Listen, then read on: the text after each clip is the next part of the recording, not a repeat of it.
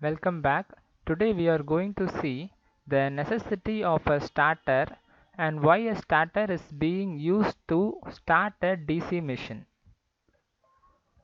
We know that the current drawn by the motor armature is given by the relation Ia is equal to V minus Eb by Ra, where V is the supply voltage and Eb is the back EMF and Ra is the armature resistance.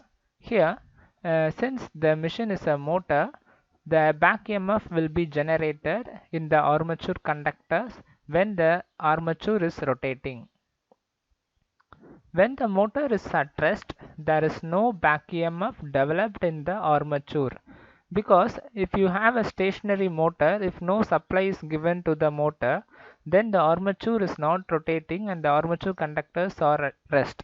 So since the armature conductors are in rest, the shunt field is not being excited, so no flux will be there, so there will be no back EMF is developed in the armature. When full supply voltage is applied across the stationary armature, the armature will draw a very large current because armature resistance is relatively very small. So, in a DC machine, the armature resistance for a DC shunt motor, you may say the armature resistance will be of 1 ohms. Okay. If you supply a voltage rating of 250 volt to the armature, at once the current drawn can be found using the Ohm's law. We can substitute I is equal to V by R, nothing but the voltage is 230 volt DC and the armature resistance is 1 ohms. At once the current drawn by the motor will be 230 amperes. Such a very large current will damage the armature resistance instantaneously. So, this should be avoided. This excessive current will blow out fuse, and prior to that it will damage commutator and brushes. So, this large current which is flowing through the armature will damage the commutator, brushes as well as the armature windings before to the blown out of fuse. Okay, it is in a very fraction of seconds these commutator, brushes and armature windings will be damaged. To avoid this, a resistance is introduced in series with the armature. This resistance limits the starting current to a safe value. So, to decrease the current taken by the armature conductor during the starting purpose of a DC machine, we need to provide an initial resistance in the circuit path of the armature, so that the current which is drawn by the armature conductor is being decreased to a safer value. The starting resistance is gradually cut out as the motor gains speed. Since the resistance which is present will limit the current to the motor, so we can remove this resistance slowly or decrease the value of resistance slowly once the motor starts to gain its speed, which develops a back EMF which then regulates its speed. So, if the motor starts rotating, at once the armature conductor will cut the shunt field flux and develops its own back EMF. So, when back EMF is being developed by the machine, you can remove or release, or you can minimize the amount of resistance connected in series with the armature. So, you need a resistance to start a DC machine. So, this resistance, the need of resistance to start a DC shunt motor is uh,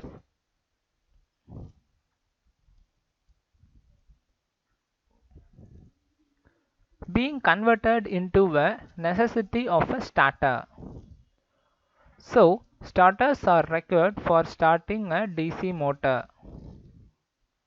There are two types of starters present in a DC motor. Okay, you can use any one of the type to start the DC motor. One is 3-point starter and another one is 4-point starter. Here we are going to discuss only about 3-point starter. The circuit diagram or the complete setup shown in the figure is a 3-point starter. The three terminals of the starting box are marked A, B and C. So this is the A point, B point and C point. So since it is a 3-point starter, you will be having 3 points from the device. One line is directly connected to one armature terminal and one field terminal which are tied together. Here you can see the motor used to start is a DC shunt motor. The DC shunt motor has a shunt resistance or a shunt field winding. Then the armature is present here. These two shunt and the armature windings are being connected, and this armature and the shunt field winding are connected to the negative supply with the help of a DPST switch. The other line is connected to point A, which is further connected to the starting arm L through overcurrent release M. This one is the another line, and this line, this is the positive line, and this positive line is being connected to the point A. At this point you can see this is the starter point. A, B, C are the starter point. The positive supply of the line is connected to the A point with the help of a DPST switch. The starting arm L through overcurrent release M. This is the overcurrent release coil M, and through this overcurrent release coil the connection are made. To start the motor, main switch is first closed and then starting arm is slowly moved to right. This is the starting arm, and this starting arm is moved from 0 position, that is the off position, towards the right hand side from 1 to till the 10th position. While this is moved towards the right position, the motor will gain its power and starts rotating.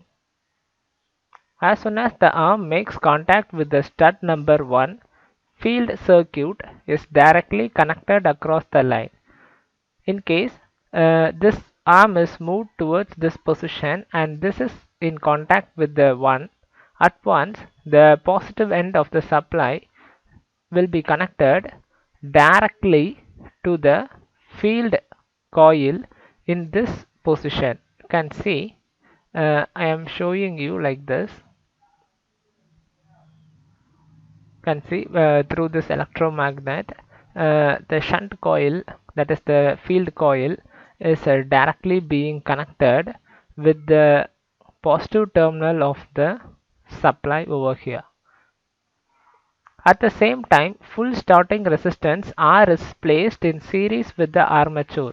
So at this position, at the stud 1 position, the armature which is present here will be connected in such a way that the positive terminal supply should enter through bypassing all the resistances present here, and it should pass into the armature. So the complete resistance present in the starter will be used during the starting position.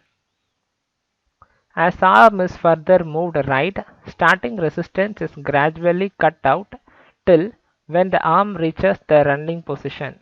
So after the starting of the motor, you should gradually move the arm till the 10th position towards the right hand side, so that the arm will make contact with the positions 2, 3, 4 and consecutively to the 10th position. When the arm reaches the 10th position, the complete supply, that is the positive supply, will be directly applied to the armature circuit, so that the full supply will be present at the armature terminal of the motor.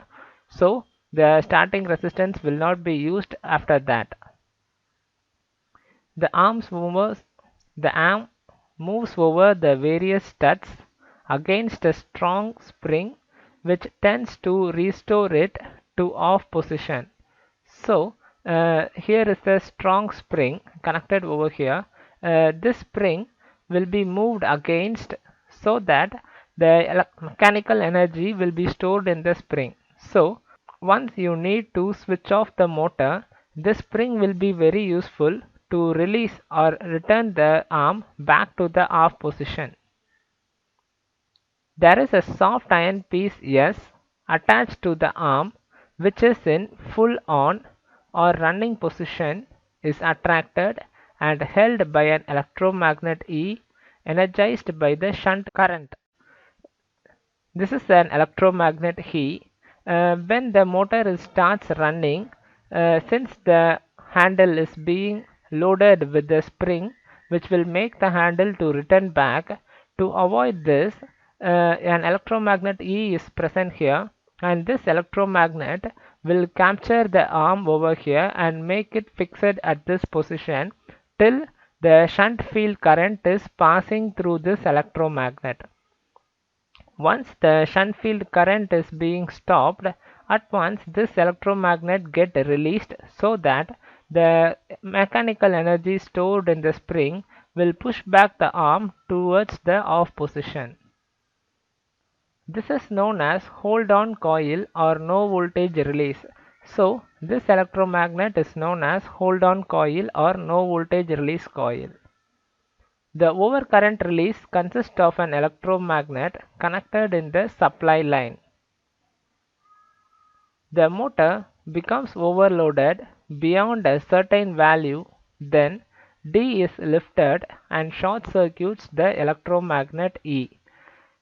You can see there is another one electromagnet M which is being connected across the supply line.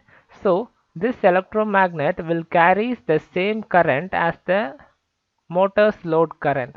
So if the motor gets loaded beyond its limit, the flux created by the electromagnet is also high.